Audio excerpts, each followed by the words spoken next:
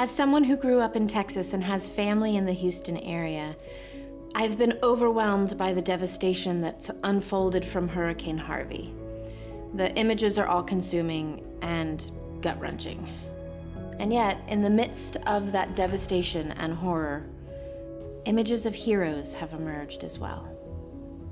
It reminds me of when Superstorm Sandy hit this region and we needed heroes, and they came. Friends, neighbors, our church, and my company, Keller Williams, became our village of heroes. And with Hurricane Harvey, we are seeing a new village of heroes emerge. Heroes like Lance and Karina Loken, who have tirelessly worked to secure a warehouse for the distribution of the coming supplies, while also making sure that their business's 501c3 would direct all of its funding towards Houston relief. Heroes like Michael Bozart, who never stopped loving on his coworkers, never stopped encouraging them and communicating with them that help was on the way. We know that this is such a tough time for you right now, and we want to help. We care about you. Guys, hang in there. We've got a lot of support coming. Take care. Heroes like Sam Nealon, who, even though she lives in California and couldn't be hands-on in the Houston relief effort, felt that she had to do something. So every day distilled all the important information and pushed it out through her social media channels, just to be sure that everyone had the cliff notes of what was happening on the ground.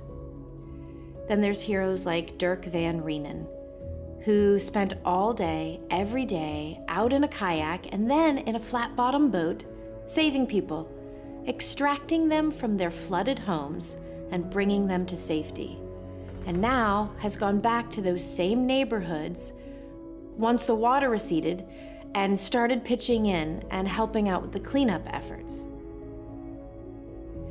And then there's heroes like Mark Murray and his community who, from Lubbock, over 500 miles away, felt called to get supplies to the afflicted immediately and filled a box truck, 5 fifth-wheel trailers, and pickups full, even before there was an official supply list, and started the 8-hour drive not knowing where the supplies would land, but trusting that God was directing his path, and miraculously delivered supplies before FEMA had even arrived on the ground.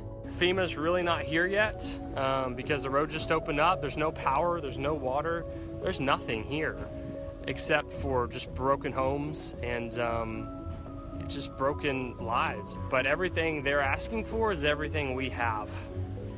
And we didn't know really exactly what they needed, but we knew they would need something. And so everything on our trailer has been divinely orchestrated.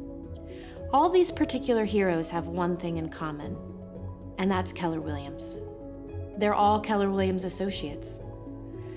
Keller Williams has always shown love and generosity during times of crisis. So that's what we know to do. All we know is how to care, how to serve, and how to give. And so that's what we're doing now. Whether you're a Keller Williams agent or not, join this village of heroes. An act of heroism we can all take from afar right now is to donate to organizations that will restore life and restore community. I personally am donating to kwrelief.org towards their goal of raising $20 million, which will restore the lives of the 4,000 affected Keller Williams associates in the Houston area. And here's what I know about realtors. Realtors are the connective tissue of a community. If we get the realtors back on their feet, all they know to do is to go out and serve their community, to fill in the gaps where needed, and to love on the people that have been affected in their towns. So join me in supporting kwrelief.org. Help restore the realtors, and they will help restore their communities.